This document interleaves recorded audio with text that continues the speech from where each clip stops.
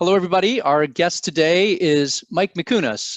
Mike is formerly the Global Head of Marketing Insights and Analytics at Kellogg's, and he's now on the faculty of his MBA alma mater, the Broad School at Michigan State, where he is teaching and leading the development of a new curriculum on his areas of expertise. Welcome, Mike, and thank you again for agreeing to talk with us on a topic we both care a lot about, and which is building teams to support the evolution of marketing and figuring out how to influence the organizations more broadly beyond that. Yeah, great. Thanks for setting this up. Great to be here and talking to you today. It is a topic near and dear to my heart as well. So excited to kind of go through some things and think about where the industry is going. Fantastic. So first question, it's completely off topic, but it's important. Obviously, now as we're all sort of going through a very strange period, where are you and how are you managing through COVID? Great question. We have been right here in sunny Battle Creek since early spring, March, whenever that was, and straight into summer. So this is home, with 20 plus years at the Kellogg Company, Battle Creek, Michigan, the start of where it is. But, fortunately for us, knock wood, we've personally all been healthy, relatives and friends have been healthy, but really just looking forward to, seeing the spread of the virus stop and have everybody be able to get back to safe, healthy, active lives. But we've been okay, and I've been able to keep myself more than busy during the quarantine and shutdown. Good to hear. I hope it stays that way, certainly. Yes. So you were at Kellogg's for a long time and ended up in a pretty important job. Tell us a little bit about your career path, kind of what you did, why you did it, how things kind of built on themselves. Yeah, absolutely. I mean, I started in my mid-20s, classic entry-level type role, associate manager or whatever the title might have been at the time, for market reporting and analytics, I think it was. But really standard stuff back in the day of, looking at the IRI Nielsen type information, understanding what's driving share performance for brands within our categories.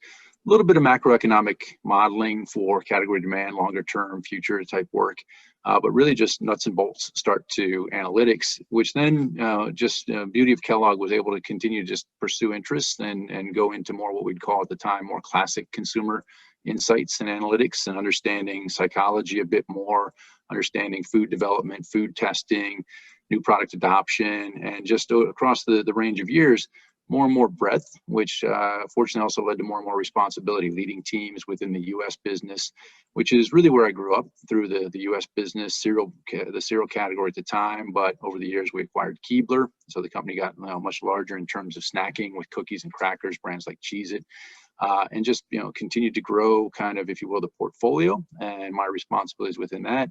And then in the last several years, working more on a global level, culminating in the Global Vice President of Insights and Analytics, really partnering with our Chief Growth Officer and the Chief Growth Officer's leadership team to move our practices forward across the world and fill gaps and address challenges in markets like in the Asia region, Latin America, Europe.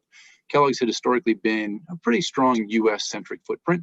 But over the last 15 years, really diversified into more of a global food company with the snacking portfolio and the acquisition of Pringles. So just took on more responsibility and we'll talk more about it today, but especially in the last few years, a bigger focus on how to apply that, not just from a brand management perspective, right, but from a more fully commercial, customer-oriented perspective as well. So it sounds like one of those careers where no good deed goes unpunished. I mean, it's one of the things that I always valued about Kellogg's. It was definitely a culture. It's still a culture where you can help identify needs, organizational needs and opportunities, and run a path towards it. And it's never been a culture of just stick to your knitting, right? It's been very opening in terms of driving towards progress. There was a theme you mentioned as you spoke about that, about, starting out kind of with more, quote, left-brained kind of orientation, but being drawn to the psychological aspects and literally understanding better what goes on in people's heads. So I want to pick up that thread later on when we come back, because you mentioned interest in influencing organizations, and that's something I want to come to. But maybe first, tell us a little bit about, that's the career progression, but tell us more about some of the kind of more important results wins you had along the way, kind of key insights that underpin those. Yeah, absolutely. I think it's definitely been a journey. But what I think, if I look back on it, one of the most rewarding things is, I think, helping move the culture from what I'd consider to be more of a brand centric, a little bit of an Hmm. internally focused mindset and behavior organizationally, to much more of an external focus, understanding consumer first, and being able to understand the more complete ecosystem that our brands, categories, portfolios play within. And that's sounds like a nice headline, but obviously a lot goes into getting that done. And it's really culminated here in the end. We now have a what do we call our deploy for growth global strategy that has consumers at the very foundation of it in terms of win through occasions. So by Hmm. understanding how you and I eat, sleep, and behave across the day, and how that kind of moves into the choices we make, we're able to then build our where to play priorities from that, and then how to succeed within those. So that's probably one of the biggest things is, I'd say early in my career, and that wouldn't be early in the company's history, but at that time in the company's history, very brand centric mindset, and Yeah. now being much more market consumer centric. So that was big. I think the other thing that's come through is within analytics specifically. There was a time for sure where analytics was pretty much a few smart folks off in the corner developing coefficients, right? Hmm. And that that's great. You've got that capability, but you're not creating impact through that. So a key thing was what I call more mainstreaming or demystifying the potential within analytics, and Hmm. getting their teams out of the corner and more focused and dedicated right in with business teams and solving problems in more kind of real-time aspects, which has helped kind of both the uptake, if you will, on the commercial side, but also tremendously helped the power and skills of the statisticians, modelers, analytic people, because they had better context and understanding of what the issues were and what were practical Right. solutions. So that's been, those two are big. The other piece I'd say within a Kellogg mindset and some key insights we've had across the years is, when you've got a large organization with a diverse portfolio, you need ways to make sense of the world. And we used a number of different segmentation approaches, and I'd say we progressively evolved through the old worlds of demographic and psychographic, the need scope type typologies of the world, to now much more behavioral based Hmm. segmentation that helps us really understand, and if you will, I hate to say even group, but I'll say understand people based on common or linked behaviors that are so much more powerful to build a portfolio against, or to commercialize a portfolio against. So in each of those journeys across those three, I think we've uncovered a range of insights underneath in terms of why it was important to make those shifts, right? Whether Right. it be, hitting our head against the wall a few times that we weren't Right. seeing the outcomes we needed, or just seeing that realization of, it's really that behavior that is, that past behavior or linked set of behaviors that will be a bigger trigger of future potential for us than perhaps some of the other triggers that we might have seen in the past. That's very helpful. I think, I was going to ask you the question about how you develop these insights, kind of what's new and what's old, old wine in a new bottle kind of thing. One of the things you've said that's particularly interesting to me is, shifting from brand to customer and more of an occasion-based and behavioral-based view of the world. How have you balanced the variety of analytic approaches that you can bring to bear? Backward looking at data, test in market, even just ethnographic research and observing customers. How did you balance those to kind of evolve your evolution? There's a double use of the word, but basically from the brand over to the customer based view of the world. That's really powerful. Yeah, it's definitely been a journey, but I think if I consider what's consistent, regardless of, if you will, method, technology, approach, it always still does start with a strong partnership with the commercial teams, business, whether it be business leaders or operational Mm-hmm. managers at whatever level, to understand the problems they're trying to solve. And then, I think what's key is that then prompts you as we've always sought within our insights and analytics people what we call, people who have an innate intellectual curiosity, right? So now once you get someone with intellectual curiosity onto the right problem, he or she can then start to look at what are the best solutions today towards going in that direction. And I think the interesting thing with business is, rarely are any of us fully satisfied with what we did, right? There's always an opportunity to keep pushing it forward. So that's, I think the key thing there is our teams were always really well integrated with business teams to listen, to sense, to guide what new solutions could be, which would then help Mhm. us see what would be the strength of perhaps our existing or legacy approach, and what might be some gaps to take it to that next level, and then play an active role in seeking out how to go that next level Right. in those areas. So that's I think really the key within that space. Now, That's again, a lot of the same principles apply today that they did 20 years ago, but the how in terms of how you go about solving it has evolved to be much more in situation, right? So when you think about research now on the big emphasis on behavior, and right. so ethnography certainly has its role, but I think what we started to learn is how to really utilize the power of ethnography in the right ways, which is not just blanket observation, but more situational context when people are making choices, whether it be in the aisle, at home, in the pantry, or at Mhm. the moment of eating. Those are really powerful moments to then build your observation around and get to new insights in more powerful ways. Mhm. And Go I'll, ahead. Sorry. I'll build also, what's new as well with analytics, right? So 20 years ago, analytics was somewhat constrained to your internal financials and perhaps your IRI or Nielsen if you were in Right. CPG. And certainly those are powerful tools of the time, no doubt. But today there's so many other tools. And so again, someone who's intellectually curious, seeing what are all the different markers of behavior that could be coming through data, and starting to find a way to get access to those in smarter, more efficient ways so that they can identify some root cause and some insights behind that. There's so much to keep up with. It really is a blizzard. So one of the questions that naturally emerges from that for me is how the teams that you led evolved to adapt to those new possibilities during your tenure. As the market, as you had both the opportunity and the obligation to market more toward behaviors. How did the mix of skills change? How did you reorganize and kind of manage those teams as these things happened? Yeah, great. I think I'd break it down into two avenues, kind of skills and audiences. And so skills, we mentioned where I started, which was a bit more kind of the classic analytics side, data Yeah. management. What I found at the time for a long time was, people tended to define themselves in one camp or the other, which is I'm quant or I'm qual.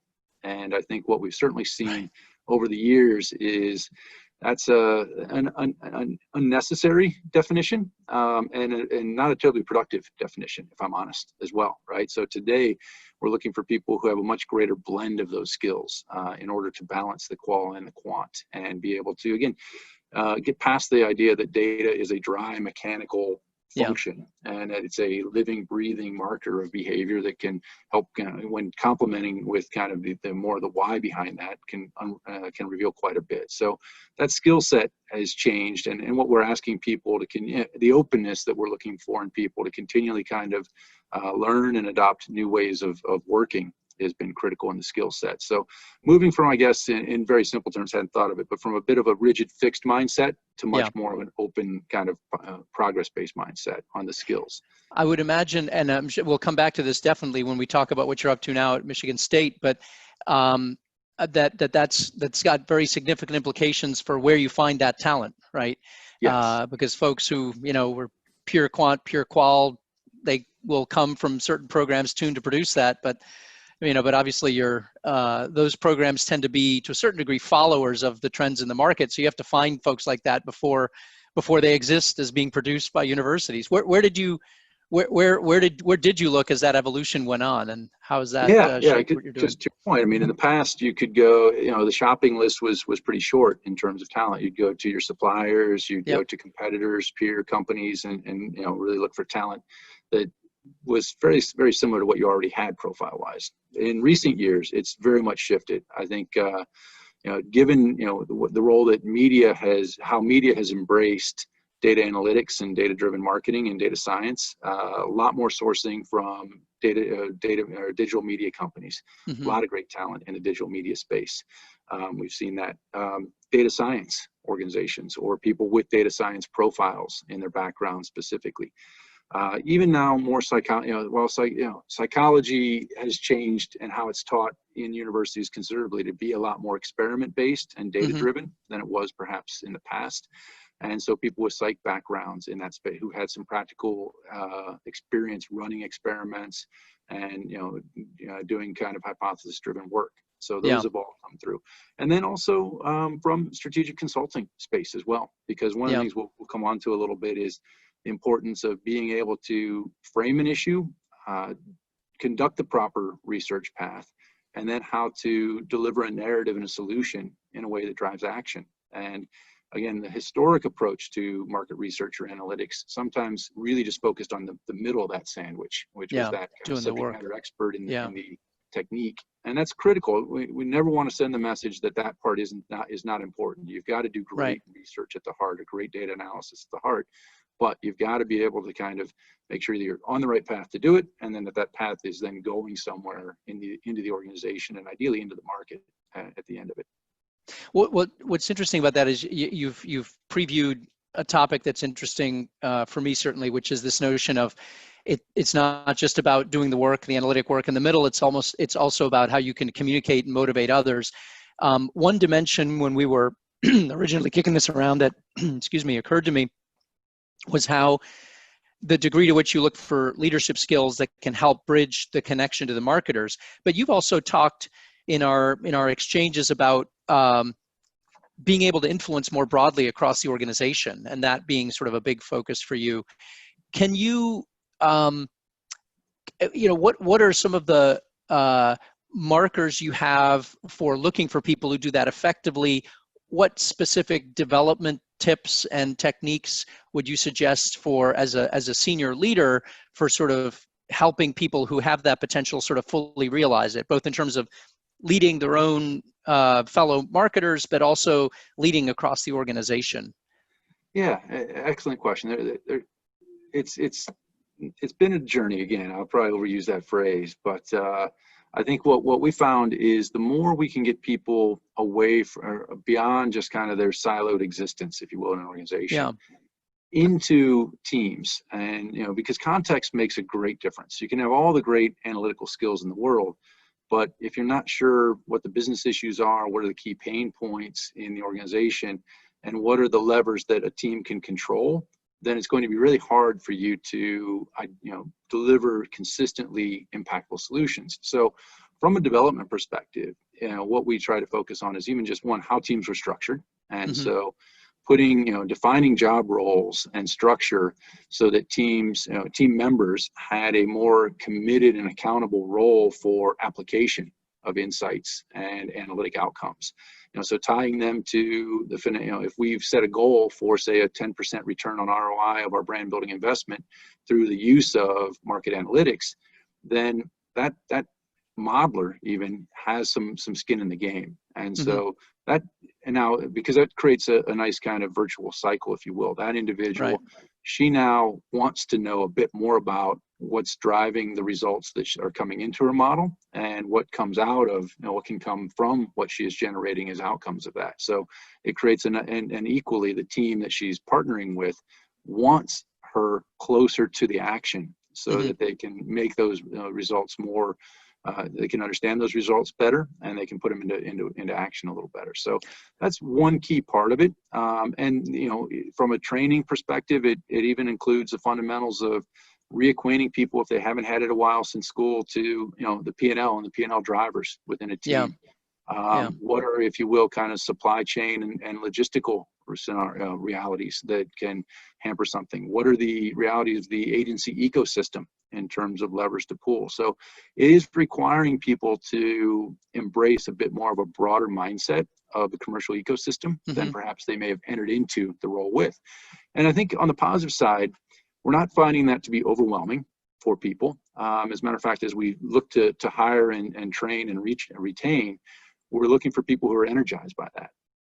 Because those folks then, one, they're more satisfied in their work. And that's, I think for all of us, a message I've always had for our teams and people that I've mentored is, if you care something so much about it to become the expert that you've become, then don't be shy about sharing that passion. And you may not make them as passionate as you are. They're not going to kind of, jump the career path and go straight into R&R studio. But still, hyperparameter tuning is not for everybody. But how do you, if it was important to you, and it is, it's clear when you see people get excited about their work. How do you help others get excited? And and I think, again, that's the virtuous cycle, because when you see that transfer, that fuels that creates energy for that individual. And when it Yeah. doesn't happen, it's deflating. Quite honestly, Right. we've had too many cases in the past where people know they've done great work, but they've Yeah. not It seen it just gets travel. buried. Yeah. Yeah. On And that it will topic, happen. uh, Good. is there a specific story example that you would tell that, you think you're proudest of where not only was the work itself analytically really solid, but your team did a very good job of influencing, persuading, communicating, across the organization to really get the full value from it? Is there something that comes to mind? Yeah, one recent example, with our team in Europe, we've got a very kind of tight, small group of analytic resources for our European group. Hmm. But we'd had an ongoing challenge with that business, in that it's a complex business, multiple categories, multiple countries. And so laying out your investment effectively has many challenges. And what we're finding was our legacy, our historic approach to it, was not generating the returns nor the impact that we needed. And Hmm. so that team, it's one thing to identify that outcome over and over again, but quite honestly, that again gets a bit demoralizing for everybody involved, right? Yeah. Because the business team doesn't want to hear they've had another round of bad performance on Right. impact and ROI. Yeah, exactly. And the analytic team is tired of trying to push water uphill and have what are felt like as bad meetings. Yeah. And so that team did a great job of finally connecting on the real pain point, which is a need to drive effective growth in a complex world with shrinking budgets, and started to imagine different outcomes. And Hmm. so how can, when you're working with an audience, how can you identify the barriers to change? And so barriers to change internally can be something as simple as the planning process Right. and the typical planning cycle and how decisions are made. And so that team was able to work upstream with a business Yeah. leader. And it's always excellent to have, what I'd call more enlightened, progressive business leader who's willing to change. But when you Yeah. don't, you have to, so they started to do some external benchmarking, looking at how other companies, because we're not, I'm a firm believer, we're rarely the first company to face a challenge, Yeah. right? Right. There's something you can learn either from another market or another company. So they started to look at how other companies may have faced this problem, what would prevent us from overcoming it, and really worked with the team to unlock more what I'd call kind of category country neutral investment plans, to start to move the money to where it could have the greatest impact on growth and profit for the region. And then even with the next step of taking it down to how do we run a planning meeting? How do you Hmm. put how to reset the agenda in those Right. meetings? The line item agenda discussion points that literally move the conversation in a new direction, fact-based. And that's critical, because that's helped the analytic team be more effective. But it really, when I think about how you help a commercial leader be more effective and embrace data-driven marketing, if you will, you've got to find a major pain point that they can find some control over. You've got to build a Right. solution with them. And then what we've done in that particular case as well, once you've started to put that into place and see some progress, celebrate it, Yeah. showcase that leaders or that leader's team, their role in that success. People still respond well to positive recognition. That's not going Right. to change. Right. Basic behavioral psychology. Exactly. Yeah, So, but it's yeah. I wouldn't say it's a small thing, but it's an important nuance, and helping our teams understand. Look, I'm not asking them to be selfless, but Yeah. understanding that it doesn't need to be about them. It needs to Right. be about the organization's Yeah. success, and that breeds much more success and That's support true. That's the and stuff you end up momentum. being proudest of. No question. No Yeah, question. so that's been excellent, because that example I've shared with you has created a level of momentum for that team to now Yeah. start to tackle even bigger issues, Yeah. and it's the right thing. Let me ask you a related question here, which is, how much did you rely on your agencies and vendors and so forth to help you? What were you comfortable getting from them as opposed to stuff that you considered essential to do in-house, to keep that kind of brain power in the shop? Yeah, that's excellent. I think where we've netted out for in-house, there are a few things that you'll always need. The vision setting. What are we trying to achieve, and Yeah. bringing leadership and teams along, and the goal setting alignment. That's our insights leads, our analytic leads have got to be proficient and effective in that, because Hmm. that's their internal role within that. Internally, but then as you then build that, I think what we found is there is such a great ecosystem out there of agencies, suppliers, partners who can operationalize solutions for us. And so we became much more comfortable partnering with whether they be kind of early stage companies who are doing some more creative analytics in some especially smaller markets where some of the classic partners might not be as scalable for us. But really, sharing a lot of our financial data, obviously a lot of our shipment data, and all of the market data to build models and identify things. Same with our agencies as well. And what we found in that is, we became comfortable with that when we defined some shared accountability in that, which is it's not just about signing you up for the delivery of the thing. We're signing you up for delivery of the outcome, the business result we're looking for. And so which takes a lot more work and isn't always easy, but trying to create some linked objectives in that space has been good. But that we feel, so what I call the engine room type stuff, we became very comfortable once we had, if you will, stabilized some certain platforms of moving those out into the market. But we also then internally kept a large accountability and ownership for implementation. And we found that that's a hard ask if you're putting that on an outside resource and entity. Yeah. And so again, our insights and analytics leads, but very much accountable for making sense of what comes through the analytics and in the context of the business to drive new outcomes. How do you think the perception of the analytics organization evolved in the last decade? From something people might have considered more of a service shop specific asks to talk about that and talk about how much you think is true generally versus what you're able to shape at Kellogg's.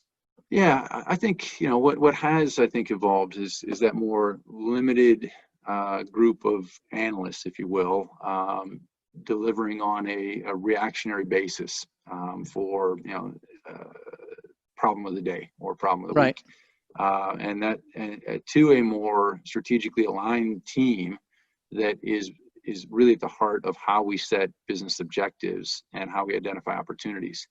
And so it still has a ways to go. I think, what's interesting is in CPG, at least more kind of US-based CPG, I think there's a range of, if you will, regard for the art and science of marketing and commercial activation specifically.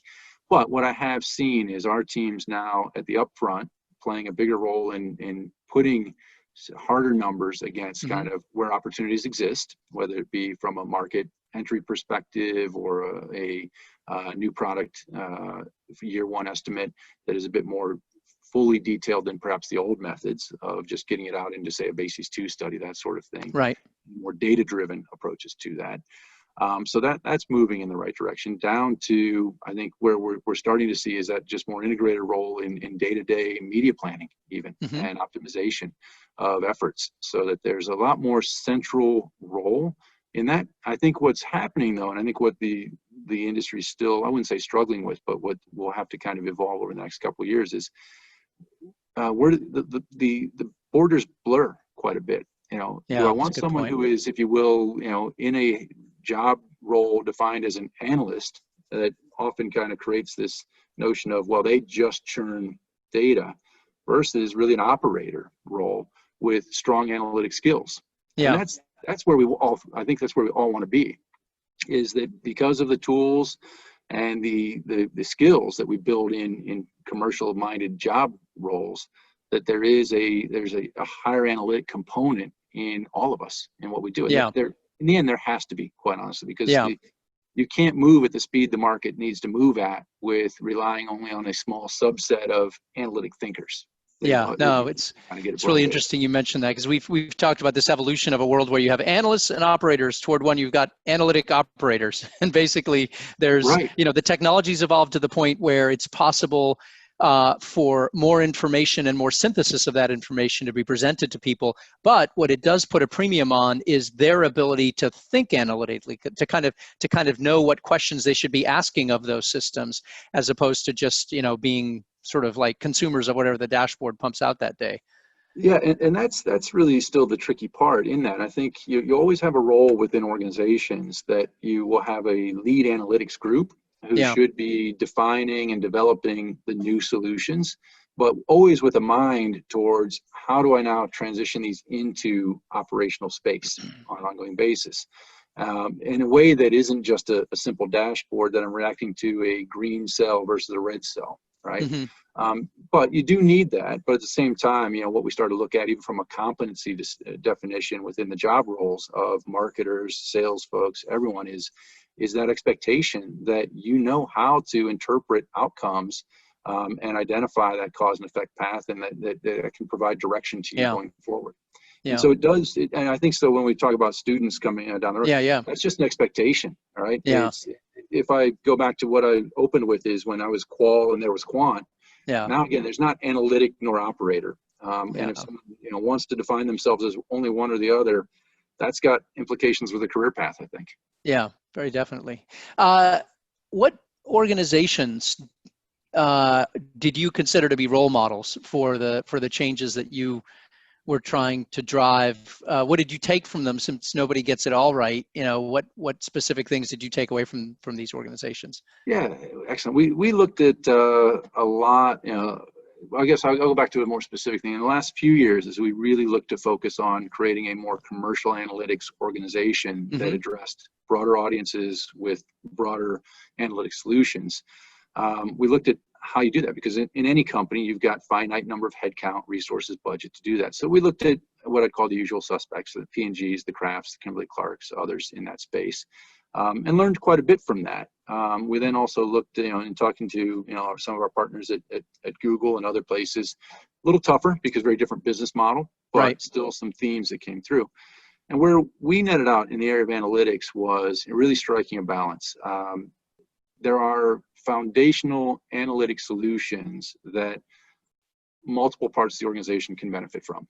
And so in that case, creating a little bit of that subject matter expertise center of excellence to drive the progress and operationalize key solutions in the center. So what we decided on was, having a small, or I shouldn't say small, it's all relative, an appropriate center-based group to provide foundational analytic support across the teams.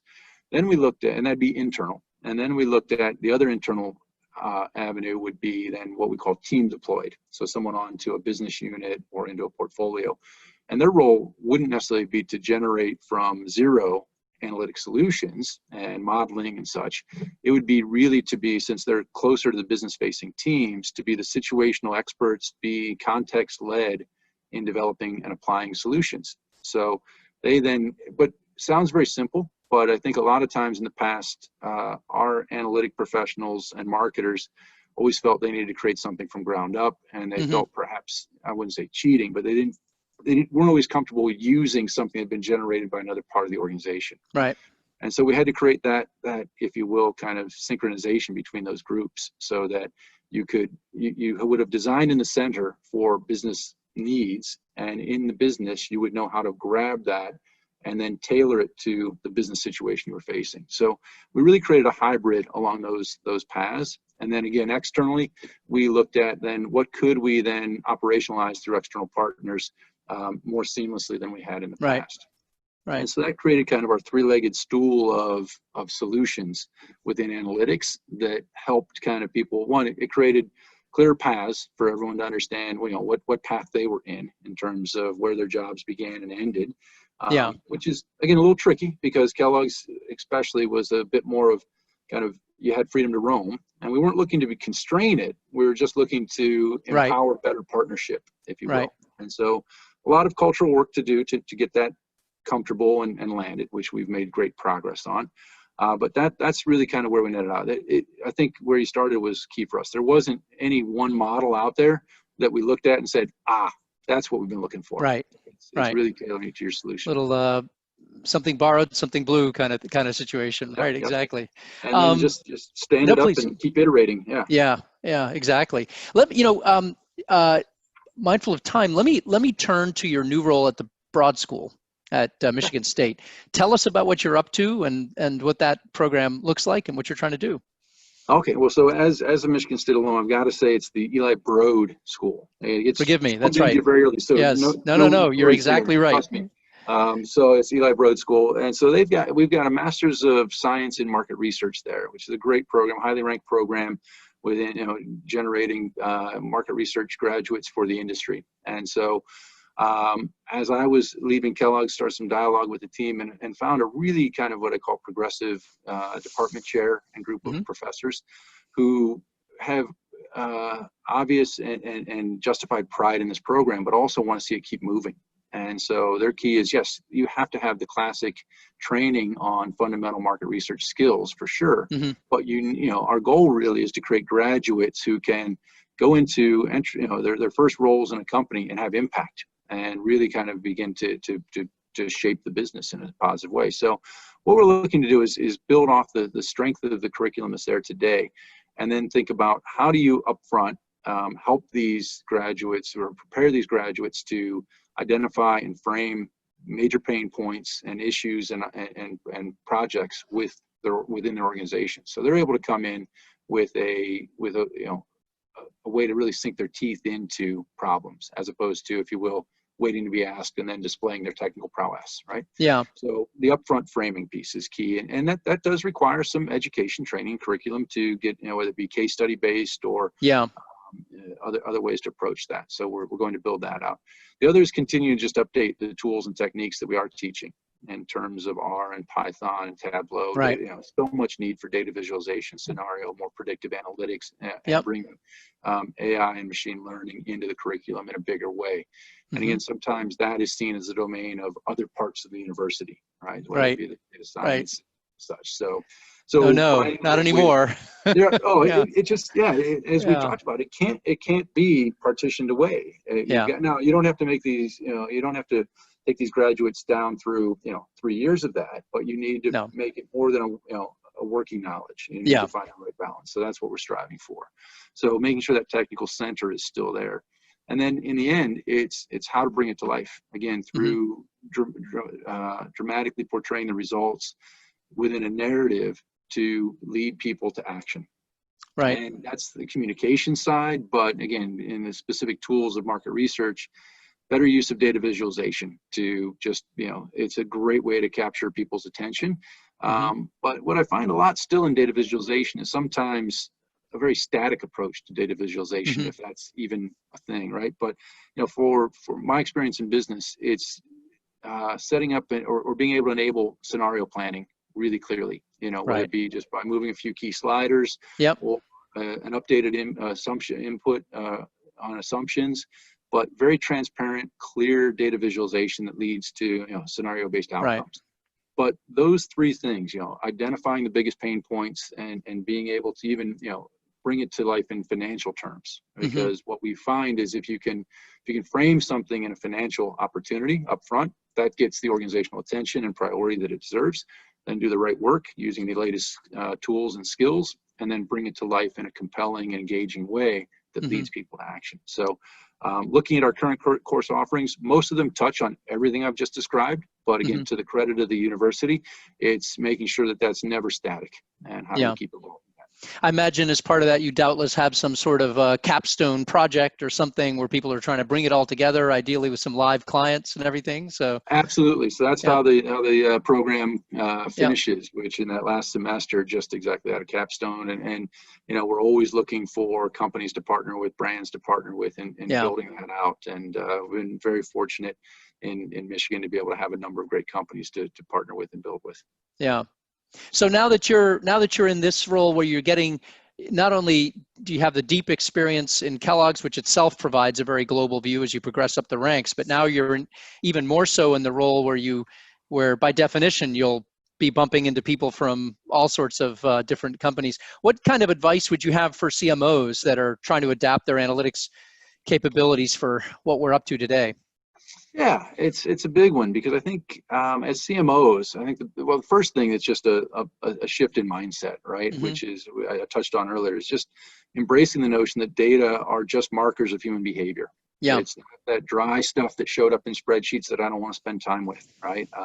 That can happen, but data just are markers of human behavior. And once that mindset takes over, then people get much closer to it. But what it comes down to, I think, not to make it kind of trite, but 3 Ps: partners, who you're spending your time with. I'll come back to planning, how are plans built and set, and people. And so partners, historically, a lot of CMOs spend a lot of time with their traditional agencies, which is great. You need those relationships as well. Mhm. But more and more spending time with the digital media agencies, with the DMPs, Yeah. with the Googles and the Salesforces of the world, and with even your own internal IT teams and leaders. I mean, I Mhm. think what we're seeing on that side, if you will, I hate to say side, but from that discipline in the IT space is they're understanding, or they're realizing all the same things we're talking about. Just being a specialist in your own domain isn't effective. So finding those IT partners who are really looking to have commercial impact and spending as much time understanding where your internal data comes from and how you can partner to bring your external data in much more effectively. Because one of the biggest gaps I find for CMOs is just the struggle of data wrangling. Reasonably so. I mean, MarTech, and we can have a whole separate discussion on the Right. challenges of that Yeah. world. Yeah. But the only way to make any improvement in it is to jump into that ecosystem and Yeah. start to find some partners who are more energized in that. So Yeah. definitely the partners. The planning, I think, because of the way data provides feedback on a continuous basis, moving away from what has been the practice of country level annual planning as setting the marketing plan. I don't think anyone's today guilty of set it and forget it from a planning perspective, Right. but there's still an opportunity to move away from those big planning cycles to much more frequent cycles of feedback and response.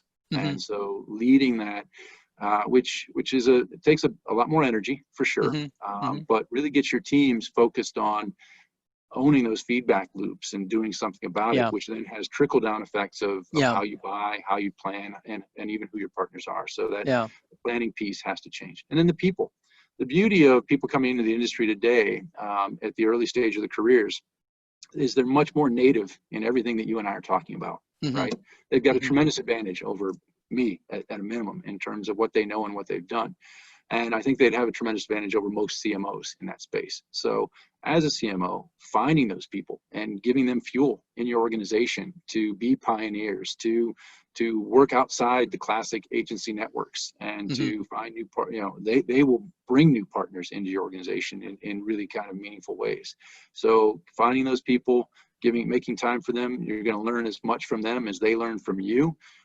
But still holding them accountable for outcomes Yeah. that are evidence-based and data-driven in a way. Yeah. So each of those things, I think, helps a CMO get beyond their comfort zone and start to move into space that's going to help them see and feel the benefit of data. I mean, because again, the other thing I'm a big fan of, we all are driven by self-interest at some level. And unless he or she is feeling the benefit of becoming a data-driven CMO, Yeah. it's not going to happen. Yeah. And so but I think by doing it, you do start to feel it pretty quickly. One of the things I wanted to ask you what your advice would be for students. You've offered a lot here in terms of, the quant and qual blend, the ability to frame, the ability to sort of present a narrative, basically create some order out of the chaos.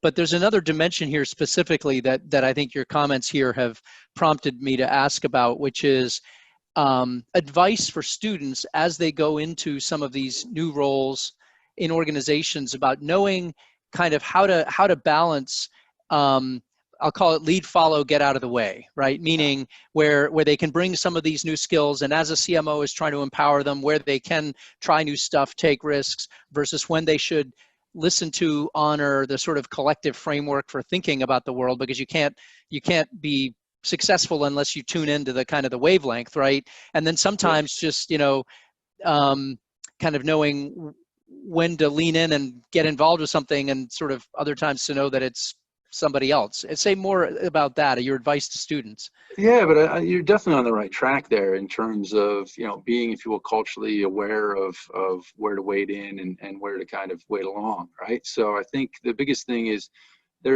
anytime you enter a new company, and we'll talk to students, there are certainly plenty of things that are already working, and they're working well. They don't need to be reinvented. Right. And so I think it's sensing and just, through your onboarding and your early experiences, identifying what are kind of the proven practices that are successful for the organization.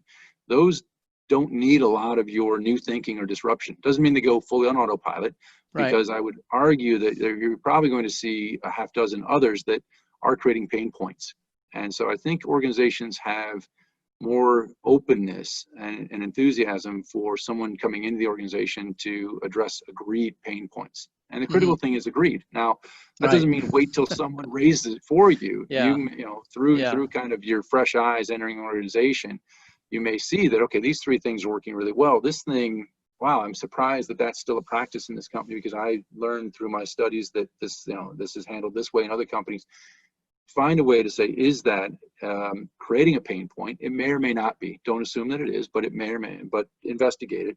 If it is creating a pain point, whether it be lost sales opportunity or lost efficiency, whatever it may be, identify whom in the organization is feeling that pain the most and partner with that individual within the remit of your role. And that's, again, growing up corporate, if you will.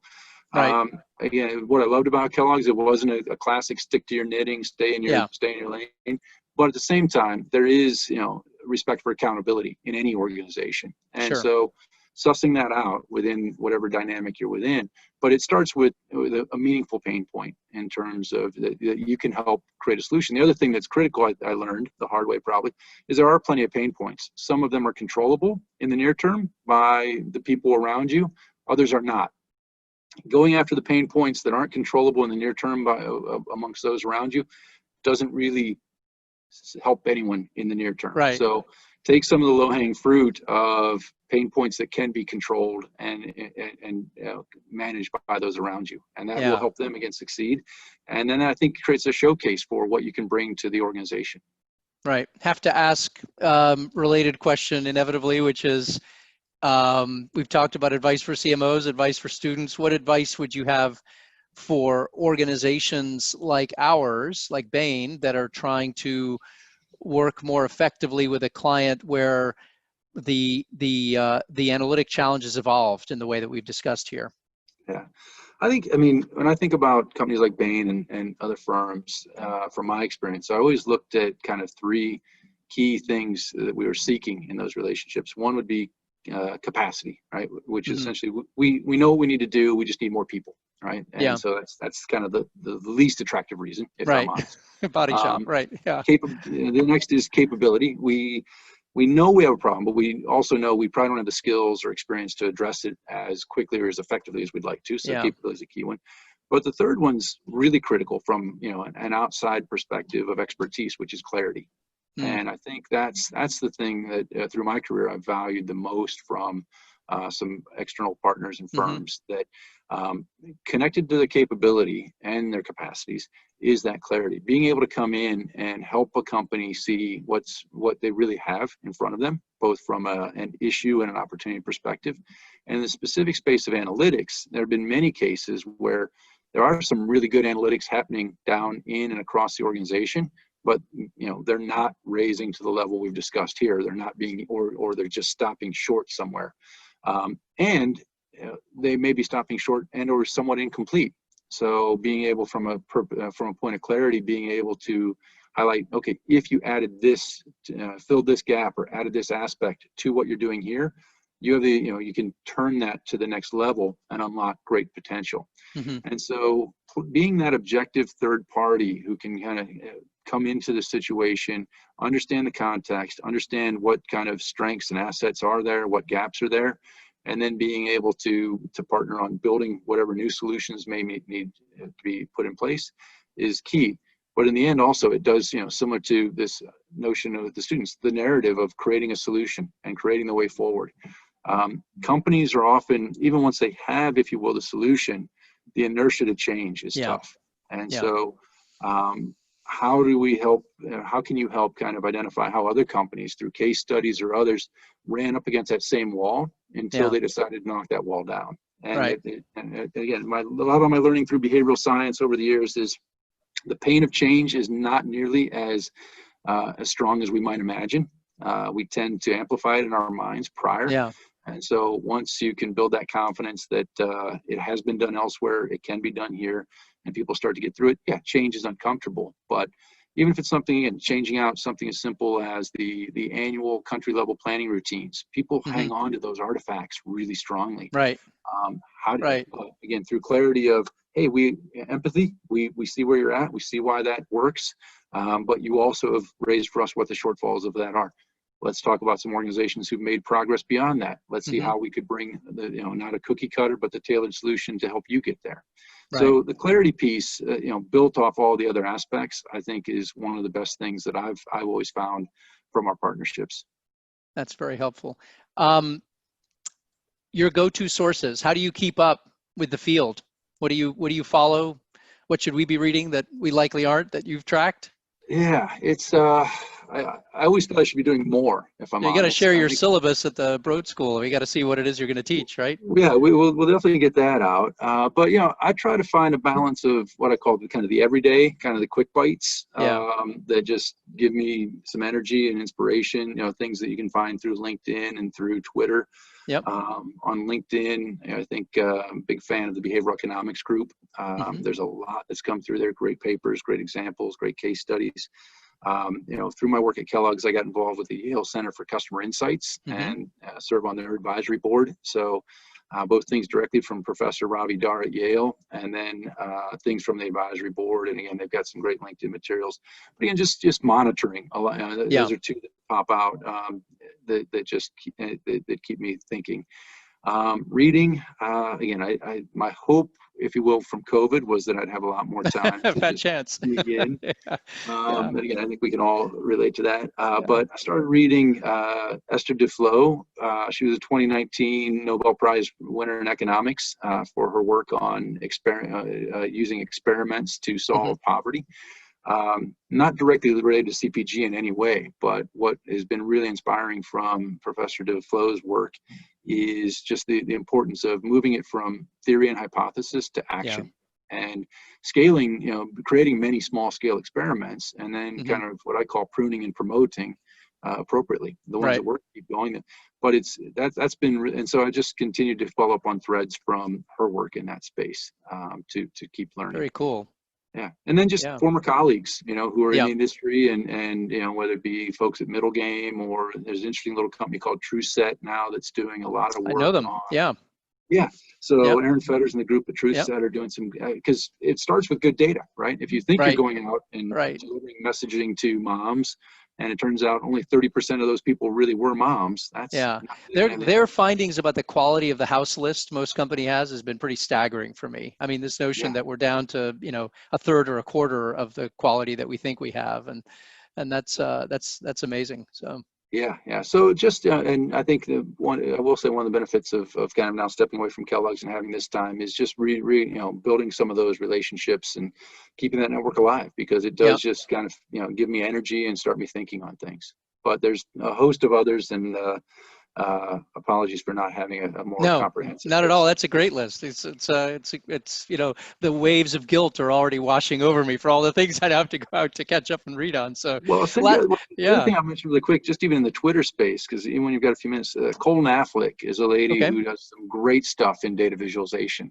She's developed some coursework, some training courses that we sent some of our team to. That's very helpful. And I also just, there's so many, again, I hate to say younger people, because it just makes me sound young. Yeah, early exactly. career professionals who are doing some really amazing stuff. Hatchlings.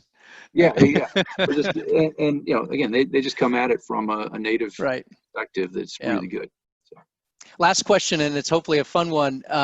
What is your favorite campaign ever? Both, doesn't have to be Kellogg's one, but both in terms of effectiveness, but also the creativity of it that really stands out for you as something that you look to as kind of an inspiration. That's great, because I mean, I have loved throughout my career, as I worked a lot with our brands, if you will, the creative side of it, which is excellent. And both, so again, for coming from Kellogg's background, so much to like over the years. We've got great strong brands that have grown through the role of characters like Tony the Tiger, Snap Crackle Pop, Mr. P on the Pringles can, all those. But I'll not pick a favorite amongst them. Of course not, because then I'm just going to make a lot of enemies. Exactly. So, externally, I'll go first on the inspirational side. Over the years, what I really in the UK, a retailer by the name of John Lewis. And you've likely seen John Lewis's Christmas work, and it became almost an annual tradition of the John Lewis advert coming out, which was well respected in the industry. Directors really wanted to have those spots. But even from a consumer perspective, working with our UK team, people look forward to those because they just captured the season, they captured the sentiment. Hmm. They weren't hard sell by any stretch. They weren't trying to just push boxes through, but they did. It had a really positive impact on John Lewis as an equity and their role in the industry to help them stand out among a very busy and crowded time among retailers. So you go back and look at their stuff on YouTube, and it's just great advertising, inspiration-wise. Yeah. So now on the effectiveness side, I don't have the data, so I have to go with a more kind of personal effectiveness. Is growing up in food, I love great food advertising, and I'm a huge believer quantitatively in the power of beautiful food photography. Yeah. And over the last few years, I don't know if it's since Todd Penegor's gone as CEO or others, but Wendy's is doing their food photography is wonderful. It can be 11:15 p.m. I can be just about shutting down.